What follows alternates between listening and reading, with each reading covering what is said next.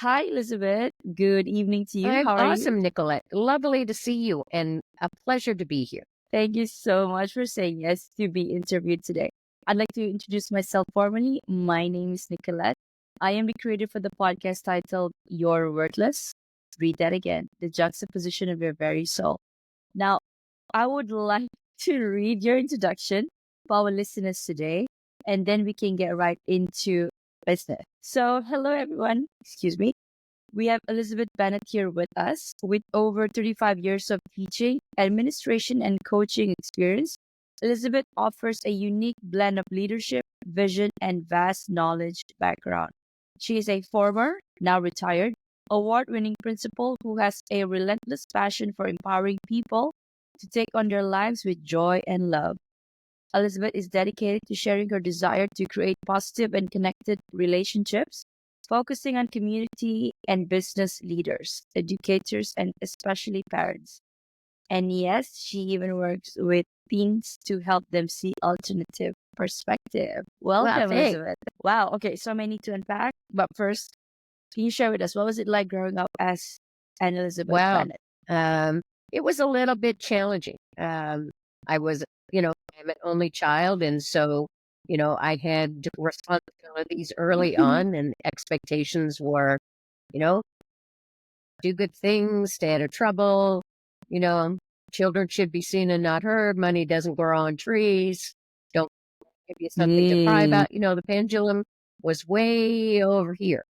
And now it's swung way over here, and that's not a good place either. But we can talk about that later. So there were challenges with that. I mean, some, good things, but it was a bit of a struggle. I lived through some domestic violence with my family. My father was, he was frustrated from work, and that's part of what I talk about now too. When I look at workplace and having courageous conversations in workplaces, the impact that it has when it doesn't go well there, and then that comes home. And so, that was a bit of a struggle. Um, and so with that, I just wanted to give back to people. I wanted to, at school, I would, help collect money for charities or, Christmas baskets where we would gather food items or, do things to help other people because that helped to mm, for me to avoid what was going on back there and see the pleasure and the excitement and the enthusiasm from people that I was part of helping with. Wow. Now you just made me curious. Like you said, this pendulum was on this side, swung this side, and now it has swung the opposite Well, in the direction. in the lives that we're living now and the things that we're seeing now, when I was growing up, it was all about respect and doing good things, and children should be seen and not heard, and money doesn't grow on trees. And now with that pendulum swinging way in the other direction, sometimes children know far too much. That there needs to be times when adults have conversation without their kids and with setting plans. And I get that it's we're trying to navigate it. We because I have 3 grandchildren and 3 adult children, and 2 of them have the children, and I listen to some of the conversations that they have just around their kids, and it's like, how come some of this can't be private with them? And that, they don't need to hear everything because although kids aren't speaking, they're listening and they're watching and they're paying attention.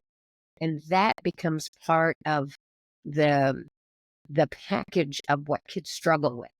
Because then they begin to, as they grow, they begin to hear things and try and say, oh, well, my parents expect this, or, I've been labeled to have a learning disability, or I'm ADHD or so on. And they live into it rather than saying, fine, that might be a challenge that I have, but I'm not the challenge.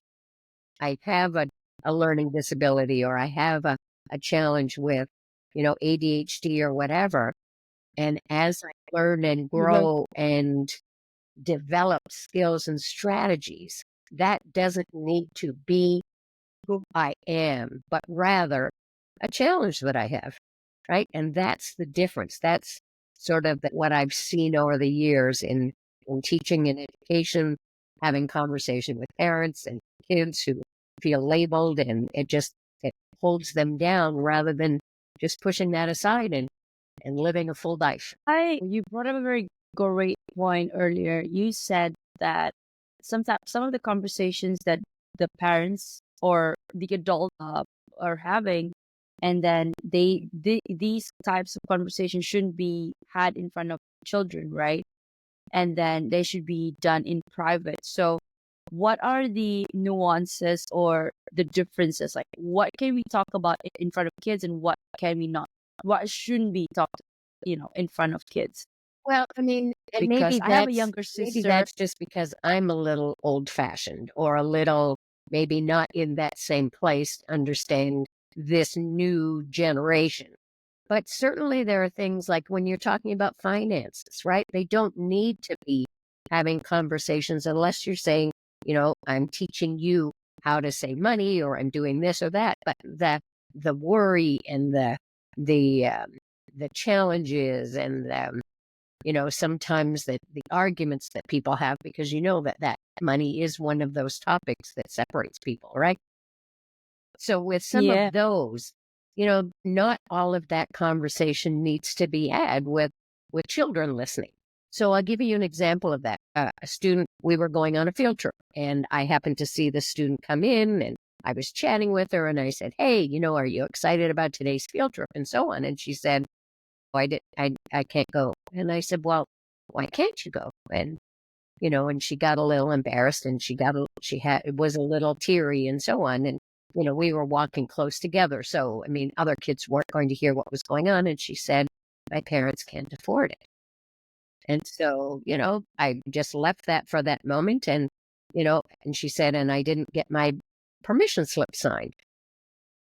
So I thought, well, we were doing last minute things. I would just give her mom a call and say, "Hey, the kids are going today. Is it okay?" How much It was wasn't it? very expensive, How much was but it? you'll understand the story in a minute, right? Right. So Of course. I Yeah, picked up yeah, yeah. the phone and I called her mom and I said, "Hey, this class is going on their field trip." She said that she didn't get the field trip form signed, and I'll do a verbal approval of it if you just say it. She said, "Well, how come she's not going?" And she said, "Well, she told me that she couldn't afford it," right? Uh, Well, the mom was beside herself.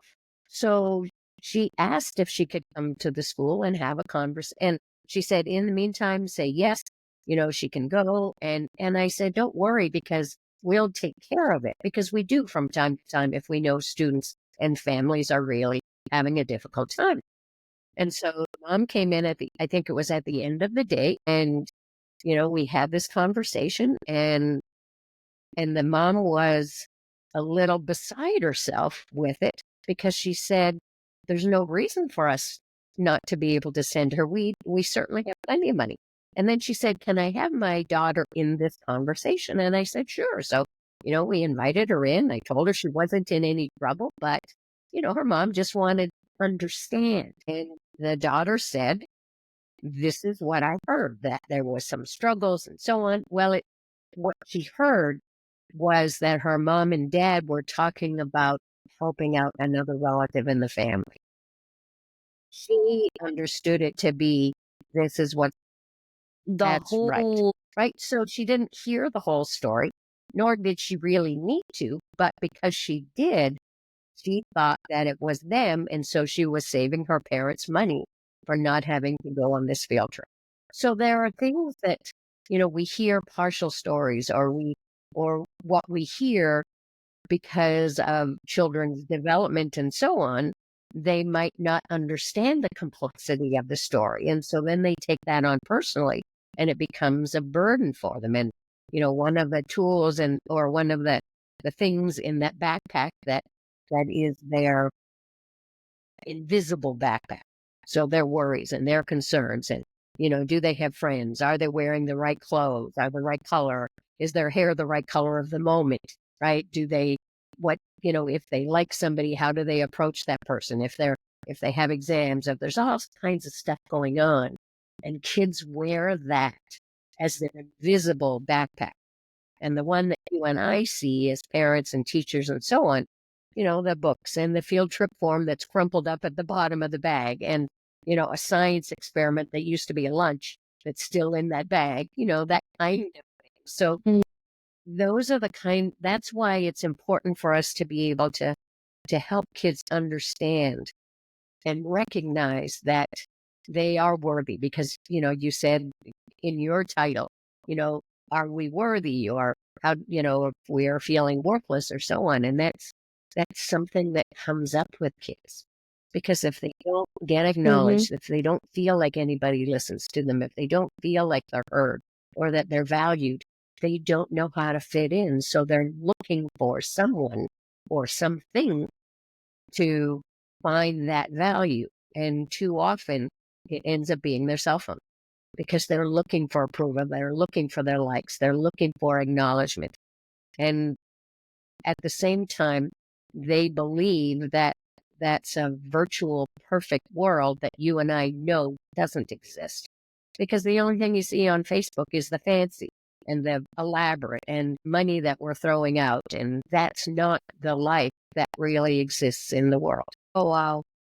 I am just like reflecting because I have my youngest sister is about 12, and she's, of course, and I've been away from home since I was 17, so she's 12, so now I'm 34. So and it's yeah, I went out, I left home because I wanted to find my own self, my own thinking, my own mindset, because of course whatever that you mentioned, money doesn't grow on tree. I hear that, like, you gotta work hard, you gotta hustle, grind to get the dough, right, to bring the bacon home.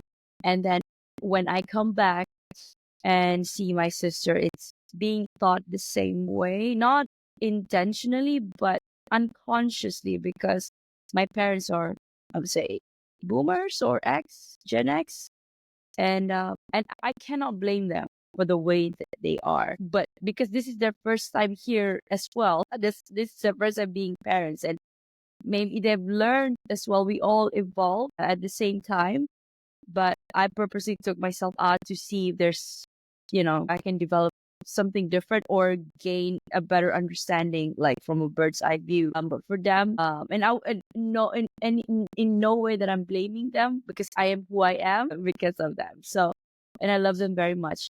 But it's just, if you see it, the younger generation, like I come in and I can give her a different perspective. But imagine if there are no family members, or that kid is not exposed, nobody in the family is exposed to that kind of understanding, that we have to see the bigger picture, like what you said, like there is the other side of the pendulum, right? And then, but to say, but if I were to again reflect, the consciousness is it's getting higher, but slowly, I think, I feel, Well, and it, like you about mentioned, all of it this. is about age too. I mean, I looked at the time when, when I was growing up with my family, and all they knew was what Mm-hmm. they knew and what Yeah, they experienced in right. their own lives. And because there weren't books and there weren't things to say, or the internet or anything else to look stuff up to. I Yeah. mean, the folks that they had conversation with, everyone was raising children at the same time, right? And so, Mm. but at that time as well, things were very secretive. And Oh whether yeah, it was for domestic sure. violence, or whether it was things that were going on, or illness or whatever, you couldn't share any of that. You couldn't have conversation with people, because you didn't want to Mm-hmm. not do the right thing for your family, right? And Yeah. what I've seen over the years, and the experiences that I've had through education and being with thousands of children and meeting families and so on. I mean, there's all kinds of opportunities, but some of that is that you have to step into them. And that's why, like, the book I wrote is called Courageous Conversations, right?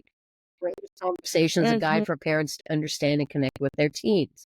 And for me, courage means to step out of your comfort zone. It means to be a little bit vulnerable and say, hey, I don't have all the answers.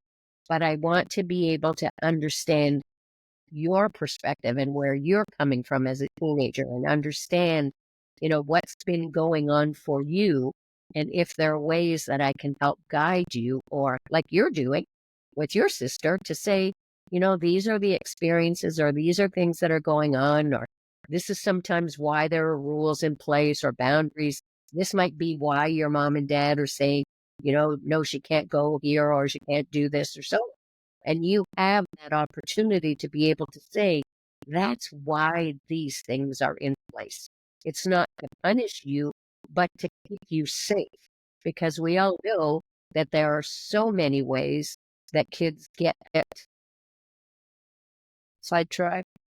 or Yeah. they get involved with unsavory characters, or they are, predators are out there, mixing it up in the world and pretending they are, young people. And so you share your secret thoughts with someone that you imagine is the same age. And you have opportunity to be Yeah. able to help your sister understand. But most families don't necessarily have that background or that perspective or that understanding. And they just think that the rules are the rules and that's the way it is. And that's That's what that true. means. And now what we're trying to do, I think, with the positive intention of the internet and the positive intention of Mm-hmm. people, is to be able to say, okay, well, let's take a look at a different perspective. It doesn't mean what you've done is wrong, because this is not about judgment, but this is just about helping you see and be able to maybe have a different kind of conversation with your child. Or in a workplace, it might be, if you're the manager or the business owner or whatever, this might be a different way to approach having a conversation with one of your employees and saying, hey, I've noticed that, your performance is down a bit. What's going on? That question doesn't cost anything. What it does is it costs you to be in silence and not have it.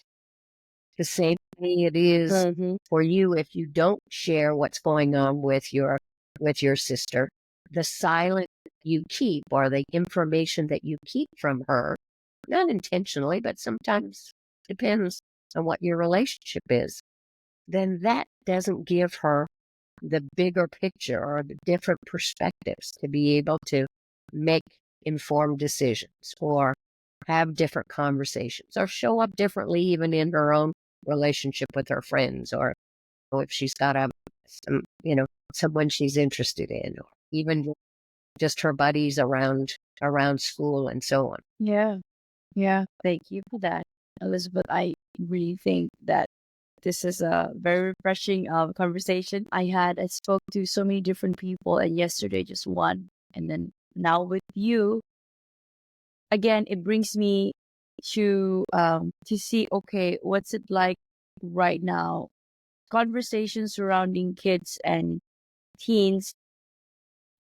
Hi, I'm Nick Nieras, your host of the Your Worthless podcast. Now, if these real raw stories hit home, don't wait. Please follow, like, and subscribe my Spotify and YouTube. For bite-sized inspirational reels, follow me on Instagram, TikTok, and LinkedIn. Don't wait. Your transformation starts today. Thank you, and bye for now. Because social media, like you said, it should be used for good, but we cannot escape the Right. duality of it. Like in life, everything is has dual has duality. Yeah, and you mentioned about your book, right? Can you? Okay, how did the thought of writing that book start? Probably about 25 or 30 years ago. So when I first started teaching, and I noticed that Uh kids huh. were, you know, they were hanging out by themselves, or they didn't feel like they had friends. Or, I was also a classroom teacher, and I was an athletics coach. So sometimes kids would share those things with me outside of class, or, when we were finishing up a coaching, like preparing for a game or whatever.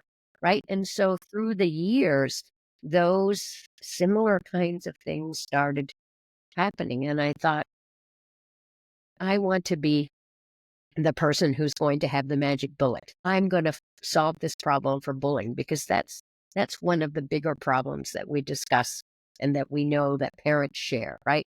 Bullying is rampant. Mental health concerns are through the roof. Social isolation is on the increase. In North America, suicide is the second cause of death of teenagers. We need to be doing something about that. And so along that journey, I wanted to be the person who was going to find that solution to bullying and write a book and be famous and, help as many people as I possibly could. But what I found as I continued my journey in education, in teaching, in administration, and eventually becoming a school principal, I realized, and even my own personal development as I was growing and learning along the way. And what I realized that it's not about one person. This is about community. It's about relationship. It's about connection. It's about love and understanding and empathy and putting all of that together so that we all have an opportunity to contribute to making people's lives better. And that's why I wrote the book, because I thought, okay, and I did it right at the end of my career. So I had those stories and I had things, and my passion to helping parents and kids continues. It didn't stop because I closed that chapter. I was delighted to have had my career, but I was just finished with that.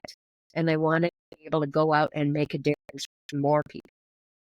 And so I wrote that book, and I'm now in the process of writing another book called Courageous Conversations in the Workplace. It's the very things that we see I need that. with teenagers and young adults. If they don't have people to support them and they don't have those tools and strategies like conflict management or, just leadership skills or just being resilient and understanding that not everything is personal. And we need to be able to navigate through life and learn and grow and fall down and fail and get up again and keep going and take that lesson or those lessons with you to make you bigger, stronger, and better. But what I'm noticing is because so many people don't have those skills, they're in workplaces now, and similar things are happening there. Bullying is rampant. Mental health concerns are through the roof. Social isolation, absenteeism is bizarre. And some of those people who are in their workplaces, I found out this new word recently called presentism. It means that they're just showing up. They're not doing much, they're just there, right? And so we need to be able to understand and have different conversations with people. And rather than just saying, oh, well, that's just the way they are, we'll find out why it's just the way they are. Ask a question. Engage them in conversation. Be curiously engaged. The very skills that I teach families about are the same ones that I think are perfect for business and industry. Because what ends up happening, and this is the disconnect that I think people don't recognize, is that when people are at work, if they feel that they're not listened to, that they're not respected, that they're not really sure if they have worth there or they're valued for their work, then they come home and one of two things happens. The first thing that could happen is that they have a family that's so excited to see them and wants to do good things.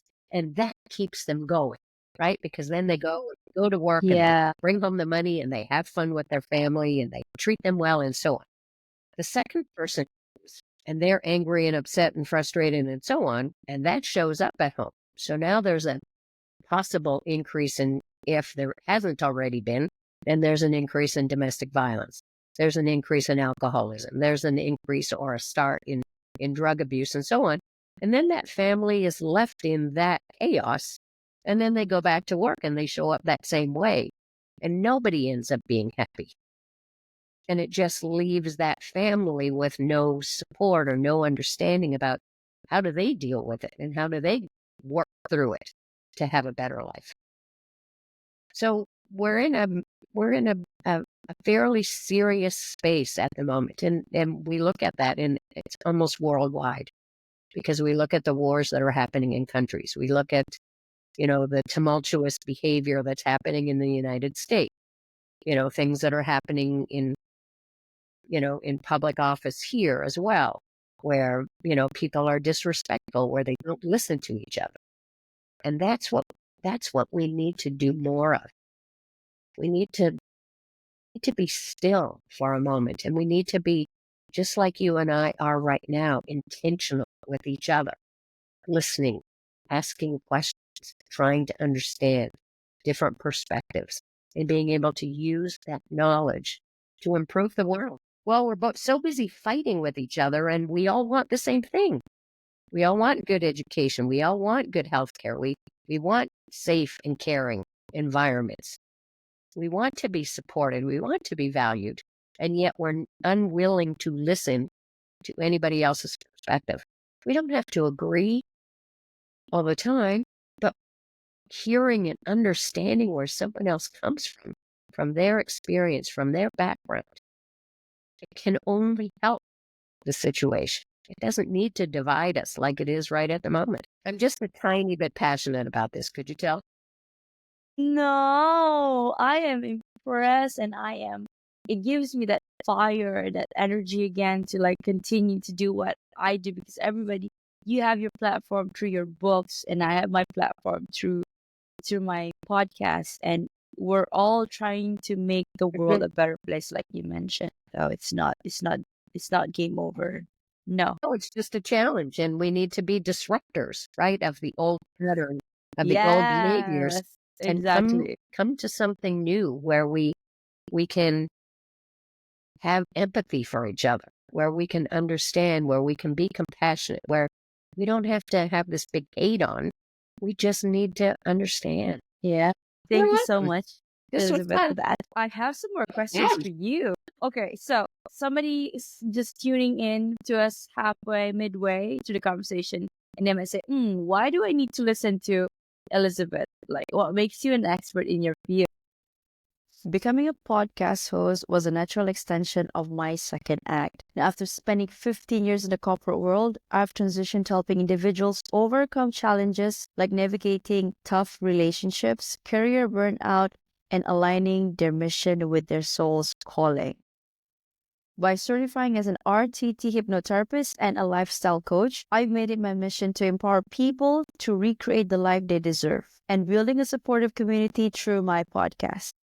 Now, let me ask, are you facing challenges like struggling to reprogram your mind to attract wealth, weight issues that feel like a constant yo-yo, insomnia or restless nights from daily worries, or just a lack of confidence in public speaking? If the answer is yes, visit www.thenickyarsholisticlifestyle.com and grab a free hypnosis audio of these common struggles. It's a sneak peek into how my coaching works. Are you feeling shy? Don't be, because I'm as real as it gets. Let's connect on Instagram and LinkedIn and start your transformation today. Well, a little bit about the 35 years in education and the families That's and 3 decades, kids that okay? that I've grown to love and admire through my years. And also, the opportunities to have learned from so many, to learn from families, to learn from kids, to, go and take and be part of professional development, because I felt that that was important for me too. So when I come to this space now, like I have the experience and the stories and the excitement and the enthusiasm of my career. And I just want to share, to have people just take a look at things differently. Ooh, okay. What I think we did touch on this a couple of minutes ago. What are a few tips you can provide for our audience that would help them have a better, more connected relationship with their team? Well, I I have 5 strategies of dedicated listening that I use, and they're not in any particular order. And I know that we don't have very much time left, so I'll give you the top 3. And the That's first one okay. is about understanding versus judgment. We need to be able to move our Yeah. judgment out of the way and understand where our kids are coming from. Because when when we look at behaviors, right? Behaviors are a form of communication. And whether it's a behavior that's defiant or it's a behavior that's quiet and hiding, there's still an opportunity for us to be curiously engaged and ask questions, or, I call them sentence expanders. So tell me a little bit about what happened in your day to day. Or, like I you can say even as a parent or as a teacher or, a coach or something. I was listening to this podcast, or I saw this article, or I read this, I listened to it on the news or so on about, say a current event. What do you think about it? What would you do if you were that leader in the world, right? So that you're not necessarily, your kids aren't necessarily feeling like you're attacking them with questions, right?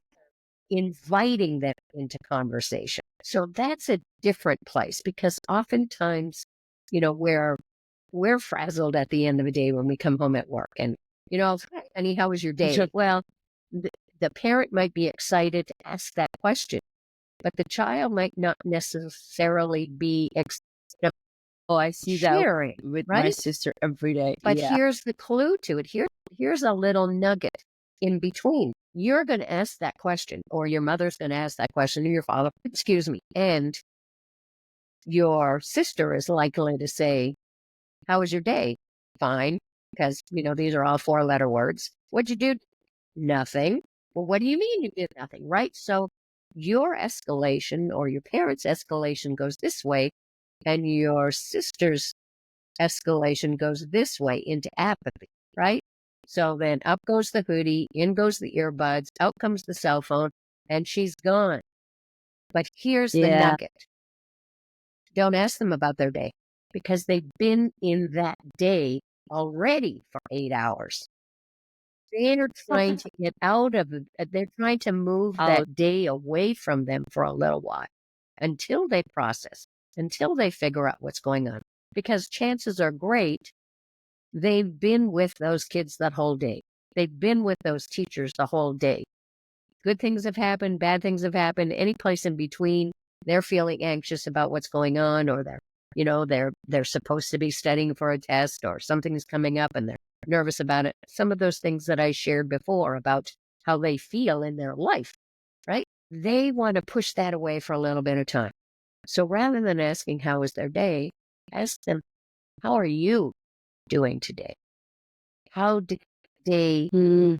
how did the day land for you? Tell me a little bit about something that made you laugh today, or something that, was a little bit strange or unusual, or something that made you feel uncomfortable, or you saw something. Tell me about some of those things, and just be open to allowing them to share that. And sometimes it is about allowing that time, not as soon as they walk in the door to say, "Hey, how was your day?"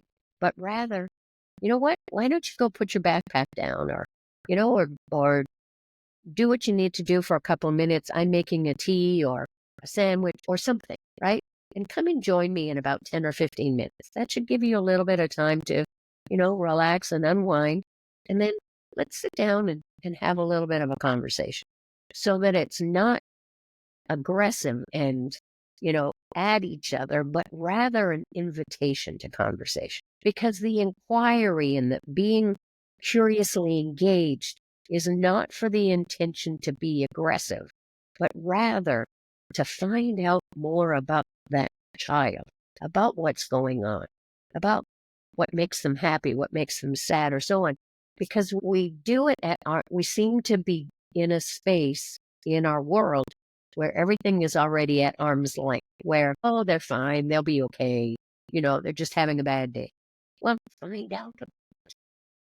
So another one is about intentional time.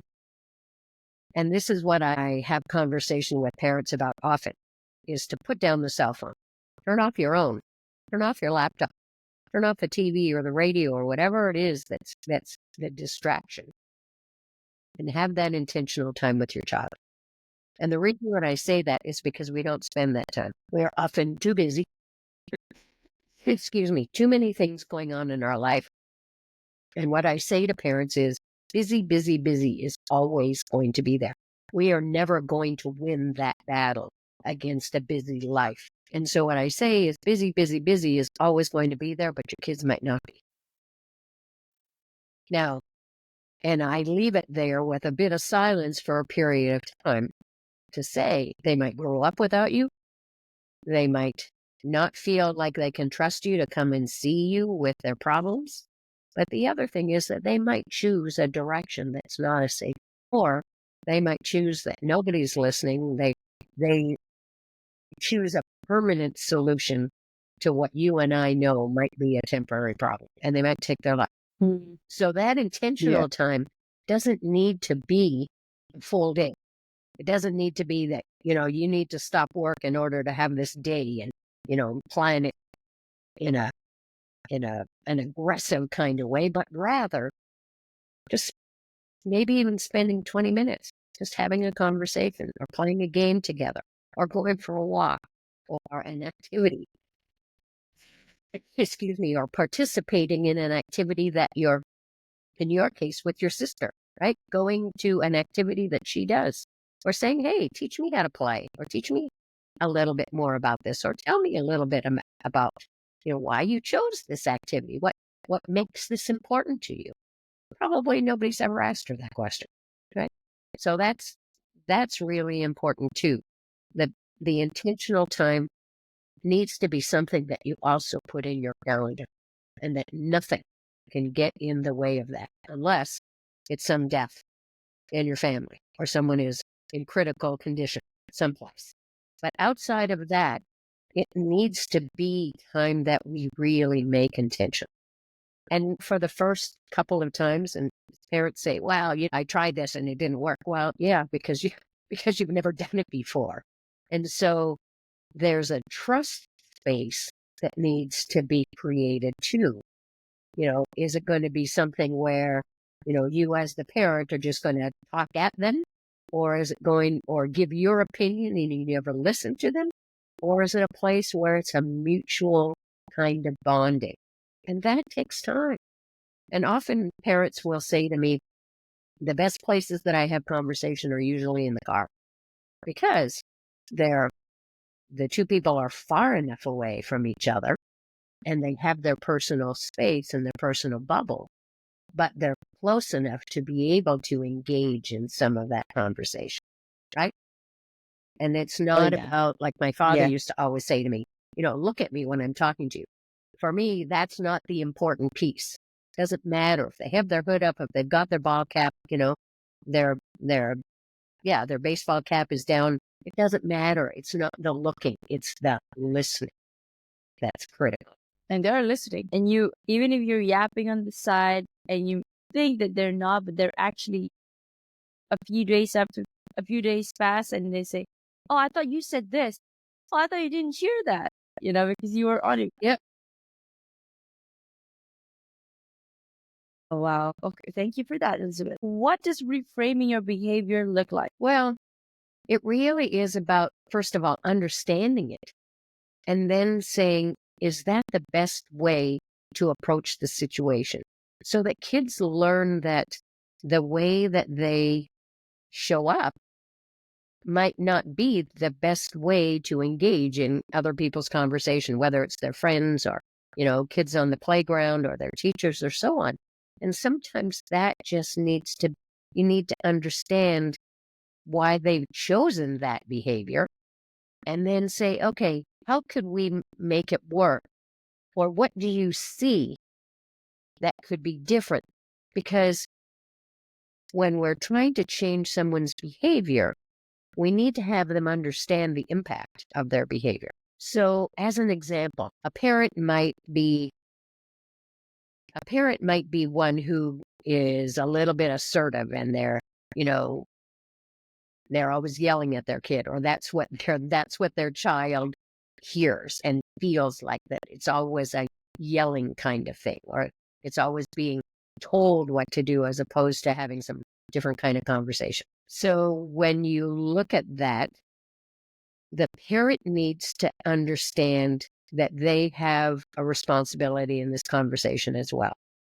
And this is part of what I help parents with, is to have them be responsible for looking here and understanding that, yes, they have a background. And I always point back here because I think my background ought to be back there, right? part of that comes as a filter in front of you. It's the way you see things, the way you hear things, the way you speak. And your children also have those filters too. So they hear you, even as a sister, they hear you in a certain way. They expect that you're going to know everything and that's all you're going to do is you're just going to tell them that. So that's how they listen to you.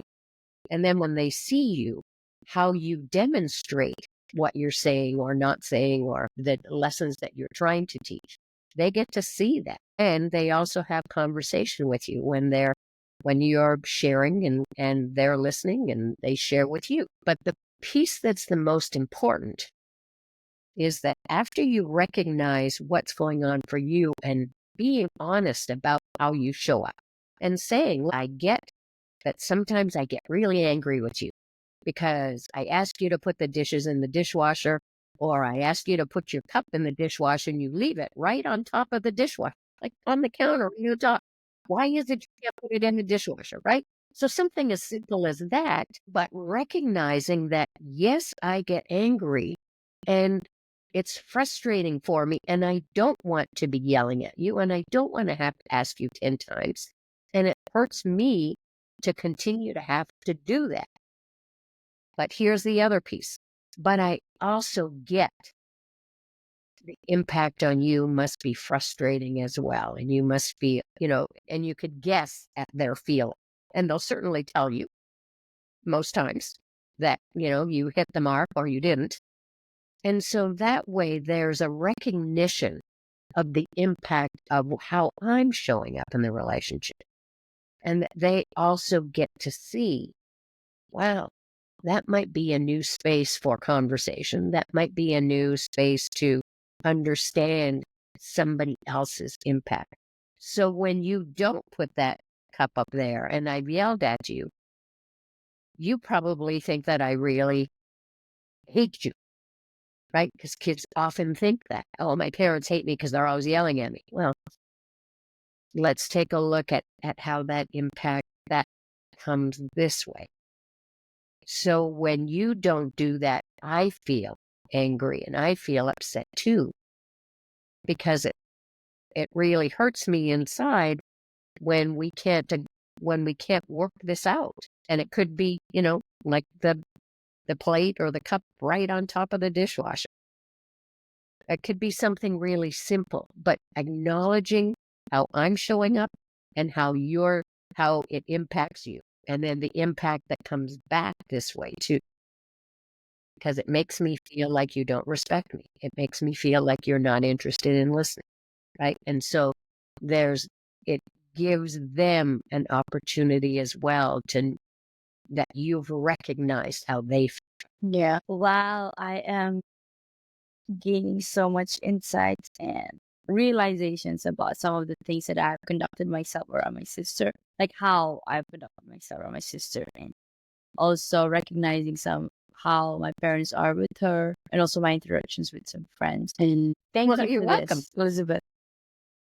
So, what are you working on currently? A couple of things. Actually, I'm meeting with a group of parents and trustees and school principals in the next little while. And so I am sharing a lot of this information with them too, just for them to recognize different ways of having conversation and, reducing some of the conflict that might happen and having them understand too, how they show up is important for their kids. The other piece of what I'm doing is right at the beginning of December, I'm putting together a webinar on how to survive the holidays with your teenager. Because all of the That's right. families are Right. together. And Yeah. part of that needs to be to have that. That should go on. That should go on Netflix. Like we have all of those rom-coms that gotta survive through the holidays with your team. Yeah, because part of that is about conversation too, and being able to recognize that, sometimes it is uncomfortable to be with parents and with, a whole bunch of adults, and they're asking you questions and they want to know what's going on. And so there's a place for that too, but there's also a place to be able to allow your teenager not to have to be there the whole time, and recognizing that maybe it's important for them to do something different too. and not to escape, but, you know, allow them that space to do something and then come back.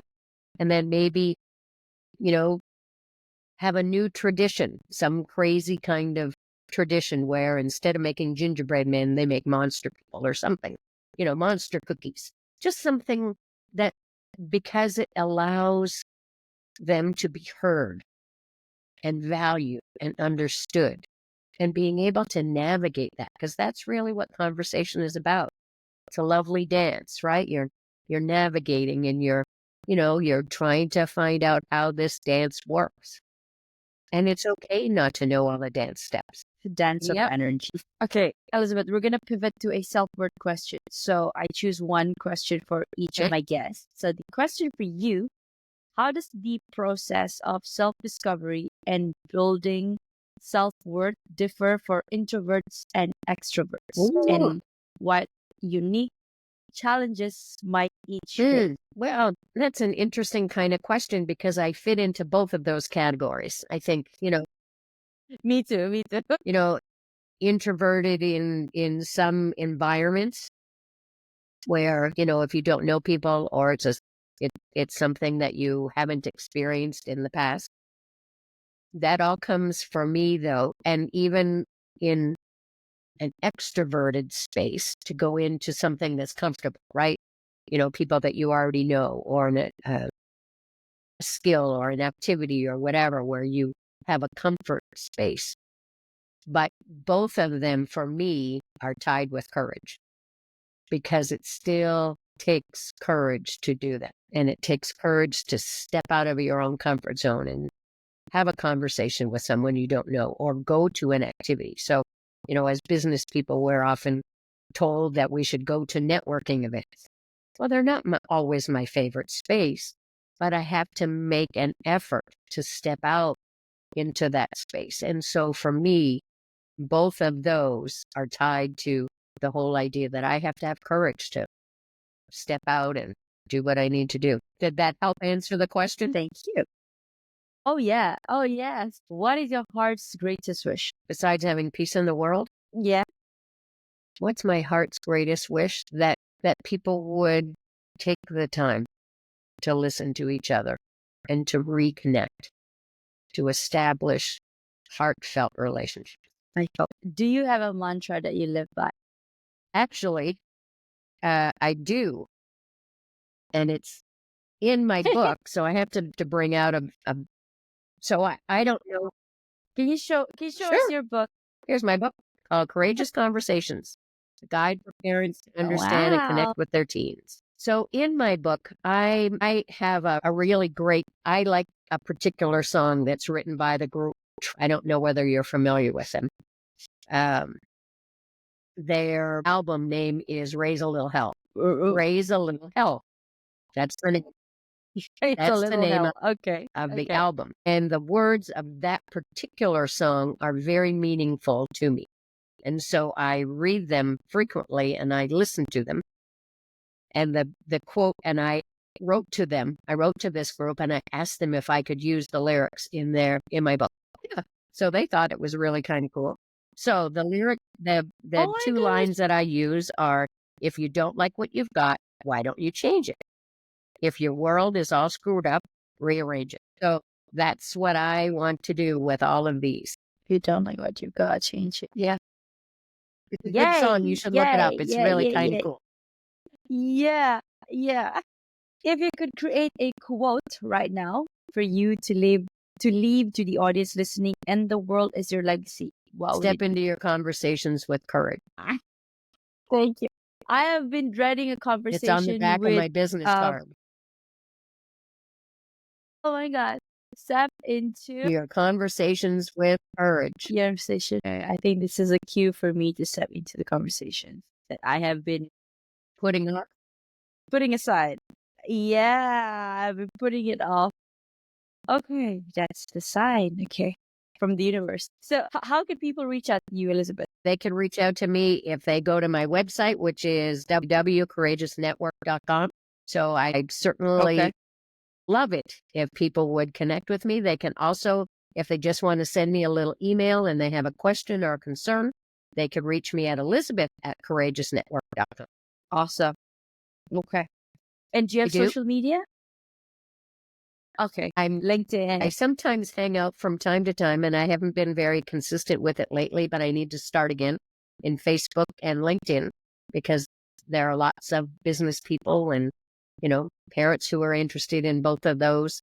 And then I'm trying to do a little bit more because I have barely done anything in Instagram. So I need to start getting in there and just, giving little tips and suggestions and ideas and so on. And if it can help people make a difference, then that's what's most important. I love it. And there you have it, guys. You heard it from the person herself, Elizabeth Bennett. Before we close off, I'd like to thank you personally for the work you're doing for the world, Elizabeth, and for advancing every step of the way despite the challenges.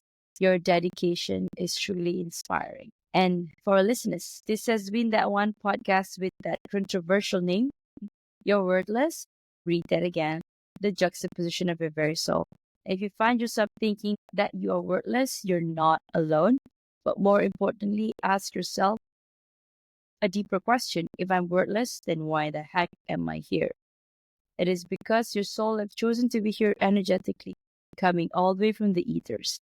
For that reason alone, you are worthy, you are enough. This has been Elizabeth Bennett, your guest of the day, and I'm Nick Nieras, your host, signing off. Thank you so much, Elizabeth, for Thank your you, time. Nicolette.